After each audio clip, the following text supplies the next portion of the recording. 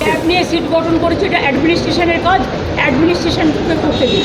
এটা মিডিয়া ট্রায়ালের ব্যাপার নয়। এর মধ্যে মহারাষ্ট্রেরও অনেক পূজা ওরা হাইজ্যাক করেছে, অন্যান্য রাজস্থানেরও করেছে, সব স্টেটের থেকে হাইজ্যাক করেছে। এই গ্রুপটাকে আমরাই ধরতে পেরেছি। সুতরাং আমাদের administration is very strong, rough and tough. তারা অলরেডি 6 জনকে অ্যারেস্ট করেছে, সিট গঠন করেছে, বাদবাকি যা যা করার করবে, এবং ট্যাবের যারা টাকা পায়নি তাদের সবাইকে টাকা দিয়ে দেওয়া হচ্ছে। নিয়ন্ত্রিত হয়েছে মমতা ব্যানার্জির বাড়ি থেকে। আমি গতকালও বলেছি যে রাজ্যের মুখ্যমন্ত্রী চোর, তার পরিবার চোর।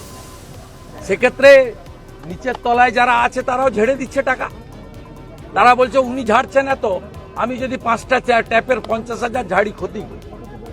ঝাড়ার প্রতিযোগিতা চলছে। ট্যাপ কেলেঙ্কারিতে কি দাদা সোর্সের মধ্যেই ভূত আছে? প্রয়োজনে শিক্ষা দপ্তরের তৃণমূল যুক্ত, আইপ্যাক যুক্ত।